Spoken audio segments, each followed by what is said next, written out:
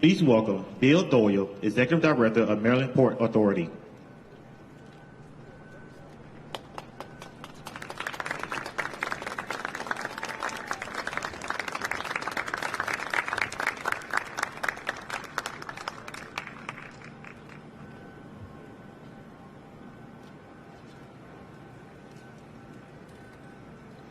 Well, good evening, everyone. Welcome to the Port of Baltimore. This is the best port in the United States of America. I want to thank the longshoremen, the ILA workers. You do a great job in this port. I want to thank the staff. I want to thank the state. We have an unbelievable port here. We export, we import. We're growing. We've got 2 new container services that came in here in the past 10 weeks. 21 new ships on a weekly service because we're the least congested port in the United States and a major port in the United States. But you're going to hear more about that.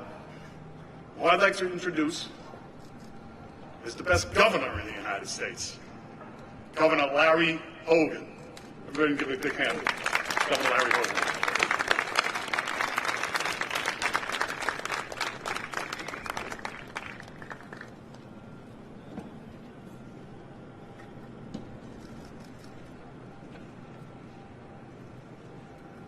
Good afternoon, Mr. President. It is my honor to welcome you to the great state of Maryland and to one of our crown jewels, the Port of Baltimore, which has the distinction of being one of the best ports in America and a shining example of world-class infrastructure at work. Our port has been breaking cargo records year after year, generating 15,000 direct jobs and supporting 140,000 jobs statewide. We recently utilized the unique public-private partnership between the Maryland Port Administration and Ports America Chesapeake to finalize a second 50-foot berth to accommodate even more of the largest ships in the world. And we're now pursuing funding for a 3rd berth. Because of our outstanding truck and rail networks and our hard-working and highly skilled longshoremen, the Port of Baltimore has helped lead the way in responding to supply chain issues and the supply chain crisis by bringing more and more ships and more goods into the country. After years of effort, the state of Maryland, in partnership with the federal government and CSX, is about to begin work on the transformative Howard Street Tunnel project, which will allow us to double-stack trains, dramatically increasing the production at the port. It will add up to 10,000 new Maryland jobs. And we recently added these new massive Neo-Panamax container cranes to provide even greater capacity and to handle our increases in container volume traffic. Our port is continuing to gain new business month after month from all across the globe. And now, Mr. President, we are thrilled that the Port of Baltimore will be a beneficiary of the new bipartisan infrastructure bill, which will help us make even more critical investments here at the port and in our roads, bridges, tunnels, airports, waterways, in broadband, and on our cyber defense. This landmark bipartisan legislation will help us grow jobs, expand economic opportunity, and enhance security. I was proud to support this bipartisan infrastructure bill. Mr. President, I want to sincerely thank you for coming to our port and thank you for your partnership on this important issue of rebuilding America's infrastructure. Thank you. And next, I'm going to turn it over to the Baltimore City Mayor, Brandon Scott.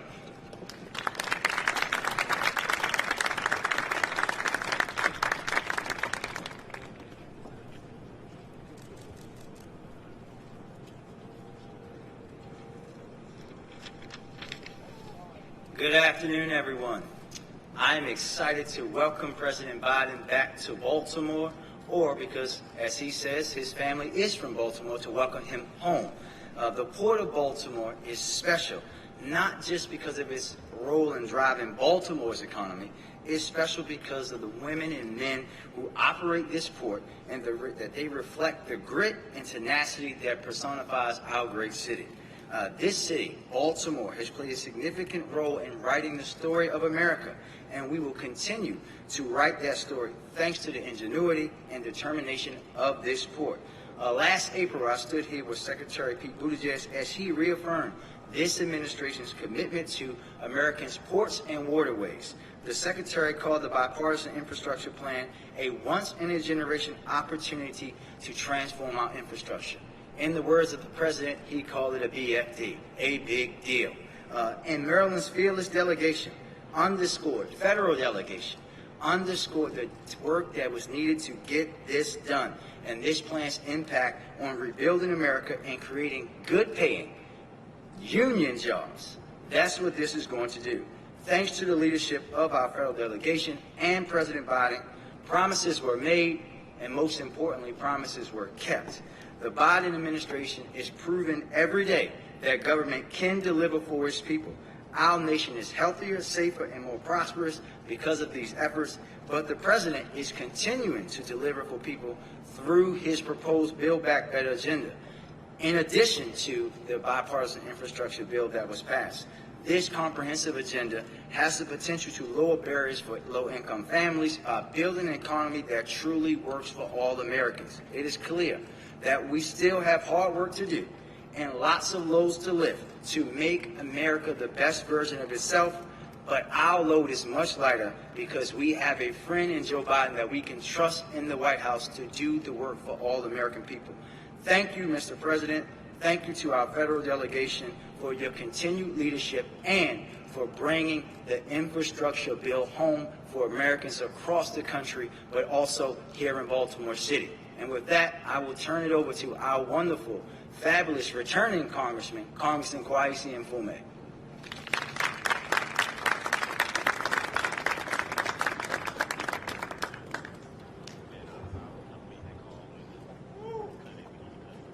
We're trying to beat the sunset, and that's the truth.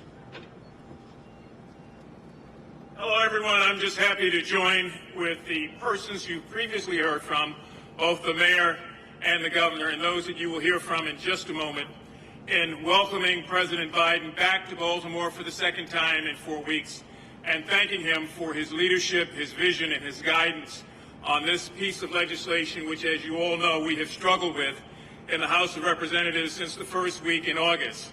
It has come to fruition. It is a done deal, and it is a great deal for the state of Maryland, the Port of Baltimore, and for millions of Americans all over the country. The sun is setting on the day, but it is rising on the ability of our nation to fix ourselves up again, to take care of bridges and roadways and highways and broadband. And it is rising again on the hope and the possibility that so many people will have an opportunity to be employed. We are not done. This is the first step, and it's a two-step process. And the next big issue for us is Build Back America, because in addition to the infrastructure bill, we want to find a way to reduce the cost of prescription medicine, to expand Medicare coverage for more people, to have home health care for the elderly, to make sure that child and early education issues addressed, that we deal with climate change and move to save our planet, and that we provide care for older Americans with disabilities. So that's part two. But today we're celebrating part one, this great infrastructure bill. I want to thank the international longshoremen, all the people who work here day in and day out when there are no cameras, when there is no publicity. We want to thank both the mayor and the governor for their vision, and we want to particularly, again, thank President Joe Biden for his insistence that we get this done and his leadership in helping us do that. It's my pleasure to bring forward now the Maryland senator, who we all know so well as Chris, but his actual name is Chris Van Hollen, and he's a leader in the Senate, and he's a good friend of all of us. Chris, please come to the stage.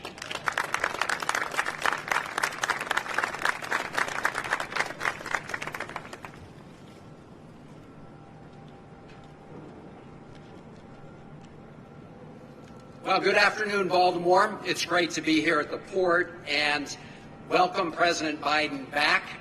And we want to welcome him back all the time. And we look forward, Mr. President, to your future visits as well.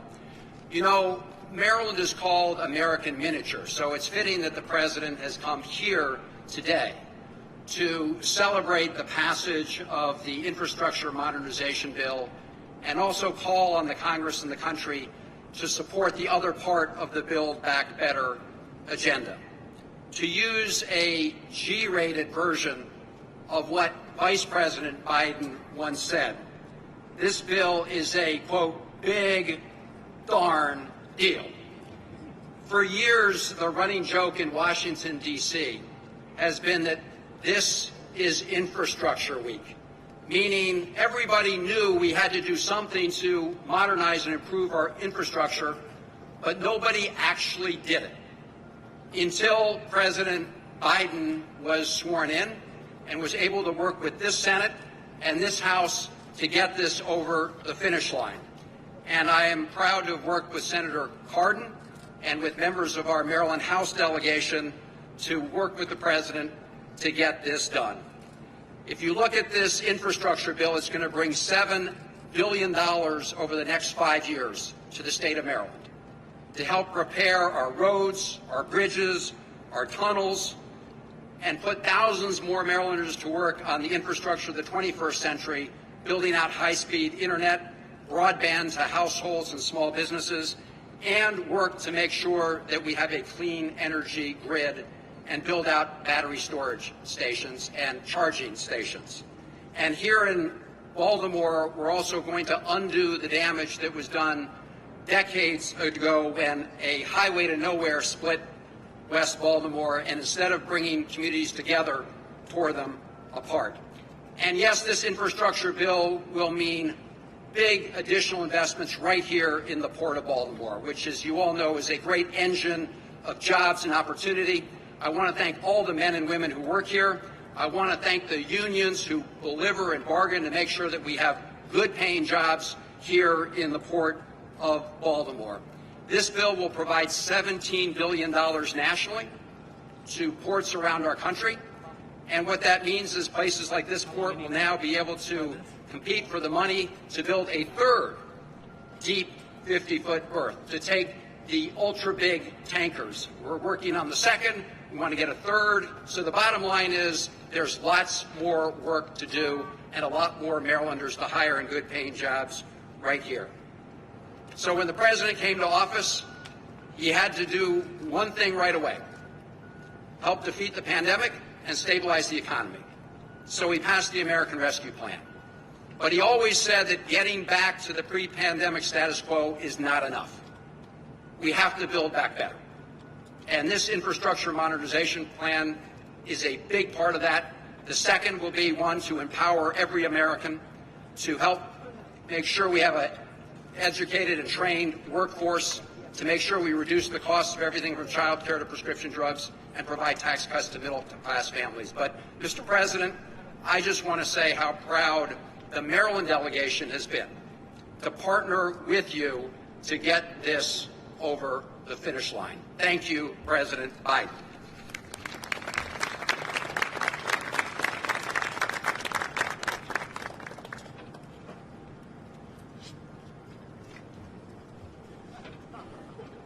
As you can see, we got a little bit out of order. I want to welcome up a great colleague and partner, John Sarbanes.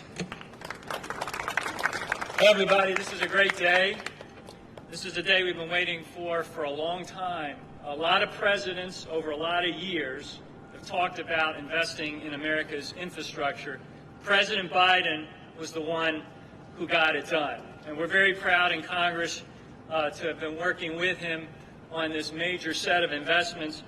One of my proudest moments was last Friday at 12:30 in the morning when I cast my vote in favor of this Invest in America Act. I want to thank the leadership here at the Port of Baltimore, really unrivaled when you look across the country in terms of its management of this amazing resource for Maryland and really for the region and for the country.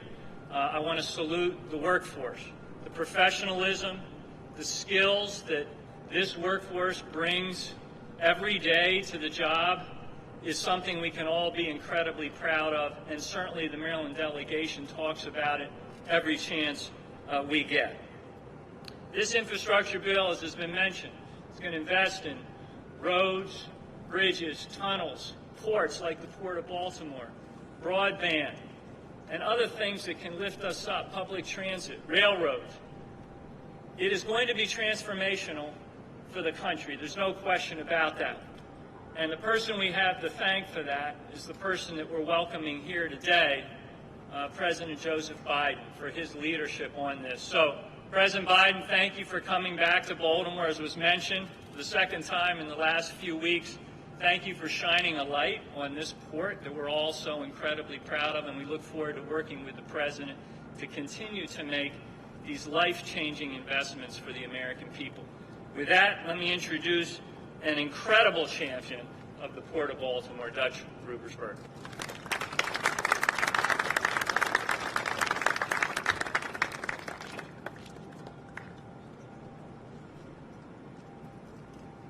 Okay, well, good afternoon, Baltimore. Good afternoon.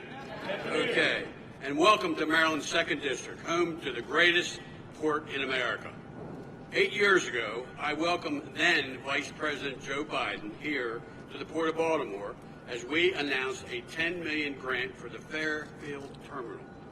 Today, it's no longer Vice President, just President. And $10 million seems like a paltry sum compared to the $225 billion headed to the Port of Baltimore and its counterparts around the country, thanks to the Bipartisan Infrastructure Investment and Jobs Act. And that doesn't include another $36 billion grants and funding for the Corps of Engineers that can compete for.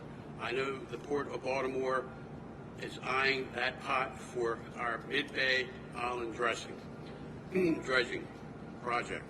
I've been representing the Port of Baltimore for nearly 20 years, and I always jump at the chance to brag about it. I'm so proud of what the port is achieving by investing in both technology and our union-backed workforce, as well as the private-public partnership that manages the port. The port is one of the largest job generators in the state of Maryland. Mr. President, your vision will make it even stronger. In Congress, I'm an appropriator, a steward of the taxpayers' money.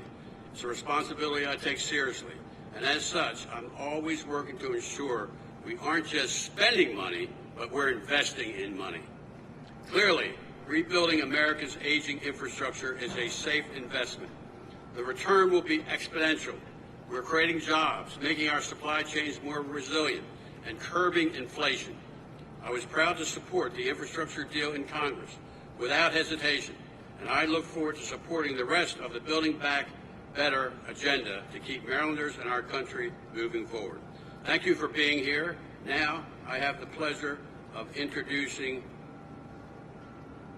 who's going to help me? Well, thank you for being here, and anybody know who? What?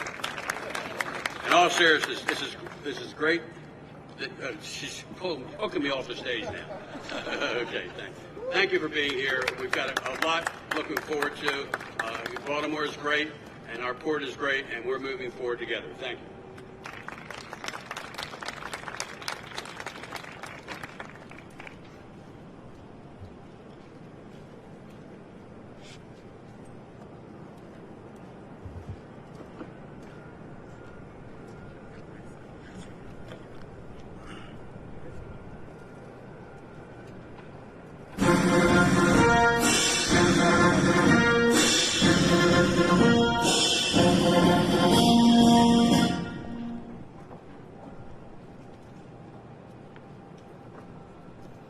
Please welcome Tony Reva Sr., Foreman, International Longshoremen Association, Local 333, and the President of the United States, Joseph R. Biden, Jr.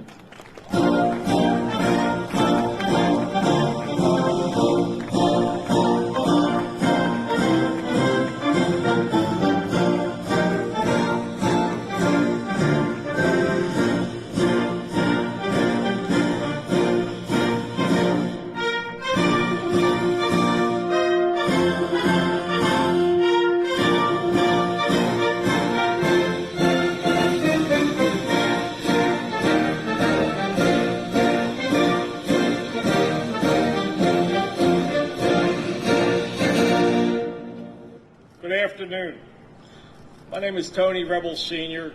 I've been a longshoreman at the Port of Baltimore since 1976 with the International Longshoremen's Association.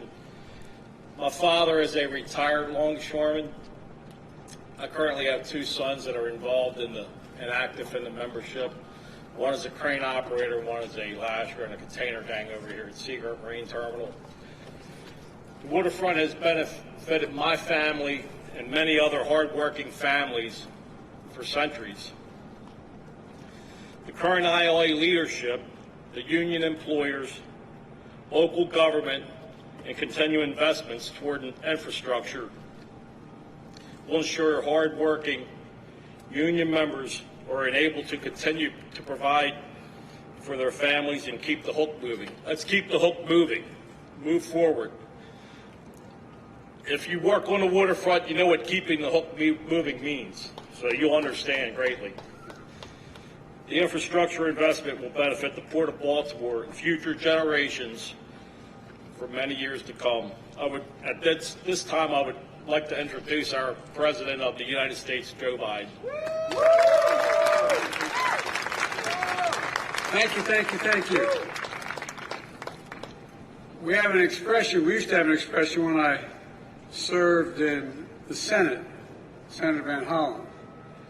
When they want to make some statement that was personal, they say, a point of personal privilege. You know, when you're talking about being a waterman working on the water, my family's originally from Baltimore, came in the early 1800s, and the entire Biden family worked in the water, were watermen until probably 1906, 7, or 8. And my father was raised here in Baltimore. They don't say Baltimore, they say Baltimore. And so, you know, although they never worked at the port, they did work in the bay and along here. So, you know, this has been this is one of the oldest ports in the country, continuously running, and one of the best ports in the country. And so, Tony, thanks for that introduction. And Mayor Scott, thanks for the passport into the city. Appreciate it very much. And I want to thank Governor Hogan for being here and members of the delegation. I want to start off with one of my best buddies, and I think one of the most effective people in the United States Senate, Chris Van Hollen. You need something, go to him, man. He knows how to get it done. And also Dutch Ruppersberger and a guy who I knew him when he was a kid. He doesn't remember me. I'm getting so old. Knew his dad, Senator Sarbanes, and Congressman Sarbanes, Congressman Brown, and all this delegation. You got a first-rate delegation. And so I want to thank him for being here today, and thank him for all the help in getting the members of the House and getting the legislation passed. It's a big deal. It's going to make a big difference. The reason I started calling this Build Back Better is we're the only country in the world. We underestimate ourselves. We're sort of down on ourselves the last 10 years or so. We're the only country in the world, as a matter of history, that every crisis we've faced, we've come out better on the other side. We not only beat it, not a joke, think about it. We've come out better than we were before we went into the crisis.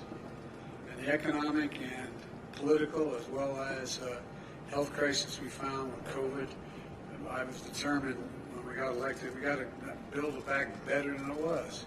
Because the world's changing so rapidly, man. We got to keep up. We're in competition to determine whether or not we can still remain the most powerful economic force in the world. And today I'm here to talk about one of the most pressing economic concerns of the American people, and it's real. And that is getting prices down, number one. Number two, making sure our stores are fully stocked. And number three, getting a lot of people back to work while tracking and tackling these two above challenges I mentioned. Today's economic report is showing unemployment continue to fall, but consumer prices remain too high. Tell us, the American people, in the midst of this economic crisis, the recovery is showing strong results, but not to them. They're still looking out there. Everything from a gallon of gas to a loaf of bread costs more, and it's worrisome, even though wages are going up. We still face challenges. We have to tackle them. We have to tackle them head on. And on the good side, we're seeing the highest growth rate in decades, the fastest decrease in unemployment at this point ever since 1950. Jobs are up, wages are up, values are up, and savings are up. But we got problems too. Many people remain unsettled about the economy, and we all know why. They see higher prices. They go to the store online, and they can't. Or they go to the store or go online, and they can't find what they always want, and when they want it. And we're tracking these issues and trying to figure out how to tackle them head on. My administration, with the help of the folks on my left over here, has a plan to finish the job of getting us back to normal from the pandemic and having a stronger economy than we ever had before. Let me explain the part that the ports play said why they're so critically important. It starts with a piece of good news. Infrastructure Week has finally arrived. How many times you hear over the last 5 years, Infrastructure Week is coming? Yeah, Anyway, but last week we took a monumental step forward as a nation. And we did something long overdue and long talked about in Washington, but almost never actually done. The House of Representatives passed my bipartisan infrastructure bill. Along with other plans that I'm advancing, this bill is going to reduce the cost of goods to consumers, businesses, and get people back to work, helping us build an economy from the bottom up and the middle out, where everybody's better off. You know, I'm tired of this trickle-down economy stuff. I come from Delaware, just across the line up here, and, you know, we have more corporations in Delaware than every other nation in the state combined. And so I understand big business. The fact of the matter is, it's time they start paying their fair share. The fact is, you have 55 corporations last year that, in fact, made $40 billion, didn't pay a single penny in taxes. Nobody's going to pay more. If you make less than 400 grand, you're not going to pay anything more in taxes at all, period. Guaranteed, including gasoline tax. Not going to be additional from a federal government standpoint.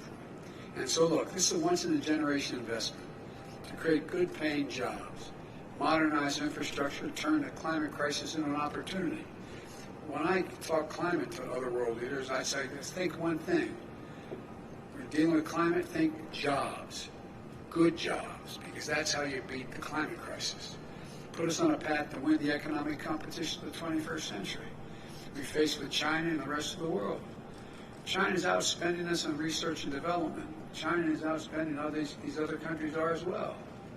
And here's what I'm going to do. I'm going to create good-paying union jobs. Union. Not good job, not $12 an hour, not $15 an hour, $45 an hour and up with good benefits. So you can raise a family on and build the middle class out. And jobs that cannot be outsourced. You can't outsource these jobs. And I'm going to transform our transportation system with the most significant investment in passenger rail in the past 50 years. In roads and bridges, the most significant investment in 70 years. And investments in public transit that we've done over the period. You know, this is going to modernize our ports with $17 billion in investment. $17 billion in investment. We're going to reduce congestion. We're going to address repair and maintenance backlogs, deploy state-of-the-art technologies, and make our ports cleaner and more efficient. And we're going to do the same with our airports and freight rail. We're going to create jobs replacing lead water pipes that are here in Maryland as well as every other state in the union that are poisoning our kids and others. We're going to make high-speed internet affordable and available to everywhere in America. Those of you who have kids in school, when we've been going this hybrid thing, some in class, some out of class, how many times, if you don't live in an area where you have high-speed internet you can afford, how many times you've driven your kids to the parking lot of McDonald's and sat there going off the McDonald's internet so you could hear? No, I'm not joking. Think of this, United States of America, for God's sake. So, folks, we're going to build the first ever national network of electric vehicle charging stations all across the country. IBW is going to put in 500,000 charging stations across the country. And guess what? That's in the Recovery Act. That's in the Build Back Better bill, which is not going to raise taxes 1 single cent. It's totally paid for. Totally paid for by making taxes work for people who make over 400 grand and just do their fair share. I'm a capitalist, man. You should be able to be a millionaire or billionaire if you can, but pay your fair share. Pay something along the line. I'm going to get America off the sidelines on manufacturing. Manufacturing of solar panels, wind turbines, batteries to store energy and power the electric vehicles, from school buses to automobiles. We're also going to make historic investments in environmental cleanup and remediation, rebuilding resilience against superstorms and droughts and wildfires and hurricanes. I traveled all over the country this year. You know, there's literally $99 billion in losses because of storms this year. $99 billion. If you ever think you'd hear somebody stand up and say the Colorado River is being drained? You ever think you'd see, you go out, more wildfires in the West than the entire, and lost, land lost, homes lost, to burn to the ground. I've flown over in Marine One, than the entire state of New Jersey, from the Cape all the way to New York. That's how much we've lost in America. So far. According to economic experts, this bill is going to ease inflationary pressures, lowering the cost of working families. 17 Nobel laureates in economics wrote a letter to me about 10 days ago saying this is going to bring inflation down, not up. But best of all, the vast majority of these jobs we're going to create don't require a college degree. Don't require it. This is the ultimate blue-collar blueprint to rebuild America. I'm not waiting to sign a bill to start improving the flow of goods from ships to shelves. Yesterday, I announced a port plan of action. It lays out concrete steps for my administration to take over the next 3 months to invest in our ports and to relieve bottlenecks. This builds on the progress we've already made. Last month, I reached a deal with two of the largest ports in America, the Port of Los Angeles and Long Beach. And I met with you guys, with the longshoremen there, and we worked out a deal between the port owners and the longshoremen to move toward operating those two ports. Okay, 40% of everything in the Pacific comes through those two ports. And they're lined up, ships are lined up, 70-some lined up out as far as you can see. So they all agreed. We're going to go 24 hours a day, 7 days a week. It's already paying off. Last week, the number of container ships in the docks for more than 9 days fell by over 20%. And now we're announcing steps to improve ports in the East Coast, to provide support for the Port of Savannah, the fourth largest container port in the country, to help reduce congestion. With our help, they now have the funds they need to set up 5 new inland port sites in Georgia and North Carolina so goods could get closer to their final destination more quickly. And other ports across the country will have the resources they need to make these kinds of immediate investments as well. The challenge we need to meet here, and my plan is going to help address, has to do with the supply chain. You hear a lot about the supply chains in the news, but frankly, not a lot of people have a clear understanding, whether they have a PhD or they didn't go to school, about how a supply chain works. It says easy to talk about it, but what's the impact on the economy, let alone how to fix it? It's perfectly understandable because supply chains are incredibly complex. As long as goods and materials are getting where they need to go on time, there's usually no need to worry about the supply chains. But when global disruptions hit, like a pandemic, they can hit supply chains particularly hard.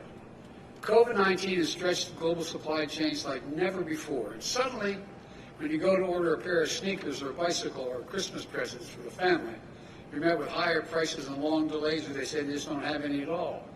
The reason for that last year has a lot to do with most companies how they make their products today. In simple terms, supply chain is just the journey that a product takes to get to your doorstep. Raw materials, plus labor, assembly, shipping, everything it takes to create the finished product. These supply chains are complex. Even products as simple as a pencil can have to use the wood from Brazil, graphite from India, before it comes together at a factory in the United States to get a pencil. Sounds silly, but that's literally how it happens. So if all of a sudden you got COVID crisis in Brazil, you can't get the product maybe because the plant shuts down. That's what's happening. Products like smartphones, often bring together parts from France, Italy, chips from the Netherlands, touchscreens from New York State, camera components from Japan, a supply chain that crosses dozens of countries. That's just the nature of a modern economy, the world economy. The global supply chains have helped dramatically bring down the price we pay for things we buy. But they also made us much more reliant on what happens in other parts of the world. So if a factory in Malaysia shuts down due to a COVID outbreak, which they have, it causes a ripple effect that can slow down auto manufacturing in Detroit. Why? It can't get the computer chips they need. It's a climate disaster to close the port in China.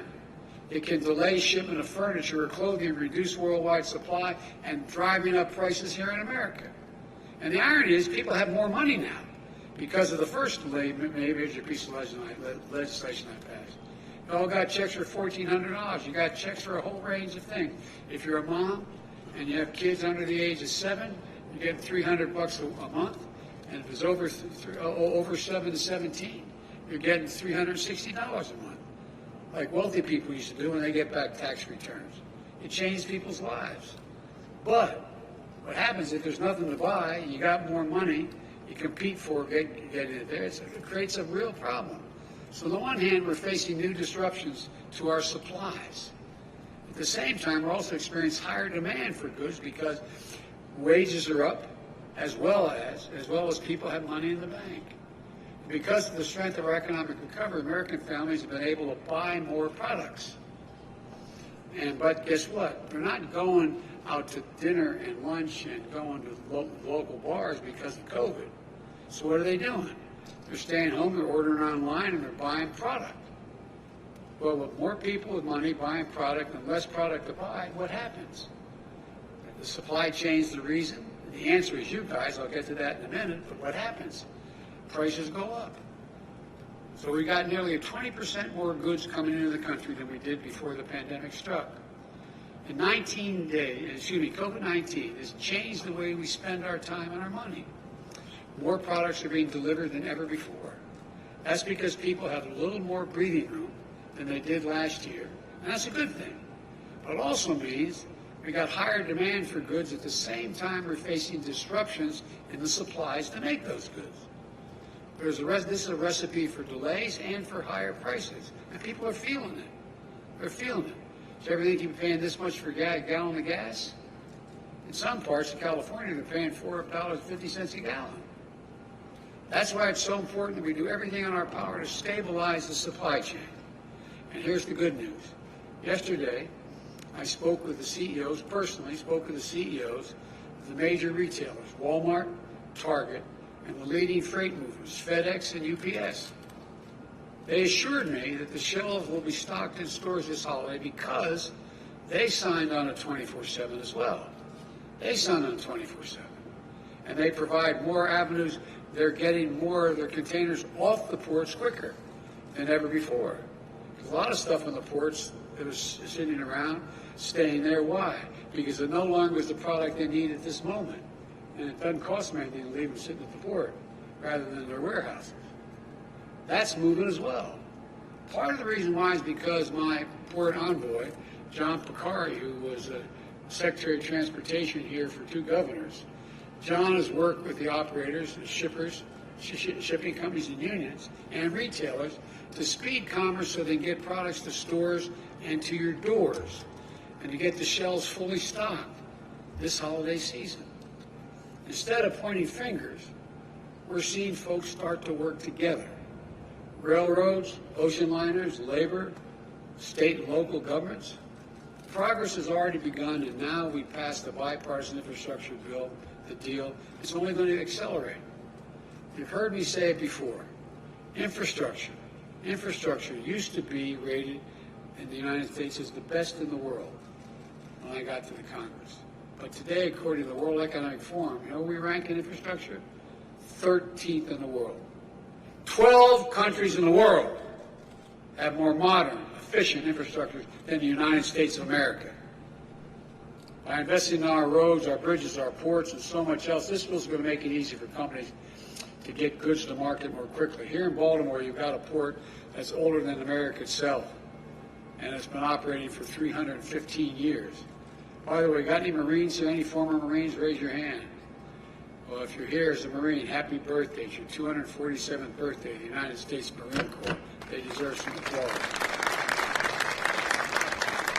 Look, this port is connected to the nation's oldest rail line, the B&O Railroad, which in turn relies on the tunnels that are about 126 years old, those tunnels, okay?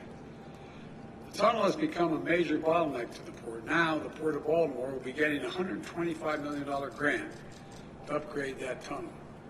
So freight trains can come double stacked through that tunnel. Double stacked with these cars, with containers on top. Twice as much. They move out a hell of a lot more quickly, man, if they're imports going out, but if they're exports going across the ocean. That means, in addition to more good jobs being filled, more products on shelves, delivery faster and lower prices, it's about taking a long-term view of our economy to deliver lower cost, more jobs, and ensure our shelves are stocked with product. And the longer-term view means building greater resilience to withstand both the shocks and disruptions that we can anticipate as the world continues to change. Pandemics, weather extremes, cyber attacks, whatever else comes our way, and they're all going to come our way. You know it. We need to be ready. We need companies throughout the supply chain to create and support good-paying jobs for people that they can grow in, build skills in, join a union, make a decent living. That's when disruption hits. So when disruption hits, companies can quickly adapt because they're invested in their workers, their skills, their training, and a strong foundation of what I always think of unions in my family. I think of dignity and respect. That's what it's about, dignity and respect. Taking a longer-term view also means making Buy American, not just a promise, but an ironclad reality. When I got elected, I said, I get to spend, quote unquote, $600 billion a year money, making everything from aircraft carriers to balloons. But guess what? So much of it has been going out and getting foreign contractors to do it. Well, this administration has been doing, we set a new rules to strengthen our domestic supply chains with new Made in America office within the White House. Never again should our country be left unable to produce critical goods because we don't have access to the materials we need. Never again should we have to rely on one company or one country, particularly when the country doesn't share our values. I've said it before, we're in a competition for the 21st century, and who's going to own it? America still has the most productive workers in the world and the most innovative minds in the world. That's not hyperbole, that's a fact. But other countries are closing in. We risk losing our edge if we don't step up now. This bipartisan infrastructure bill is a major step forward. It represents the biggest investment in ports in American history. And for American families, it means products moving faster and less expensively from factory floor through the supply chain to your home. The bottom line is this. With the bill we passed last week and the steps we're taking to reduce bottlenecks at home and abroad, we're set to make significant progress. We're already in the midst of historic economic recovery. And thanks to those steps we're taking, very soon we're going to see the supply chain start catching up with demand. So, not only will we see more record-breaking job growth, we'll see lower prices, faster deliveries as well. This work is going to be critical as we implement the infrastructure bill and as we continue to build the economy from the bottom up and the middle out by passing the Build Back Better plan. We need to unlock the full might and dynamism of our economy, guys, and of our people. I really mean it. And with this plan, we've set in motion that's exactly what we're going to do. We're going to build a better America, not a joke. We're going to lead the world again, not a joke. We're going to be in a position where we once again own the 21st century. Because when we own it, everybody does better. Everybody, not only America, but around the world. Sorry it takes so long, the sun's down. You don't have any sweater on, you're going to freeze. I'm going to stop talking. Man with as little hair as mine just took his hat off. I put it back on. You're going to get cold if I don't get stuff down. But look, all kidding aside, I want to particularly thank the longshoremen. You guys, as an old expression up in Claymont, Delaware, I was from, you all brought me to the dance, man. You've stuck with me from the first time I ran. And you've stepped up every time you've been asked. Every time you've been asked. And I want to personally thank you while I'm standing in front of you. God bless you all, and God bless all the workers to keep our economy going. And may God protect our troops. Thank you so very much. Thank you.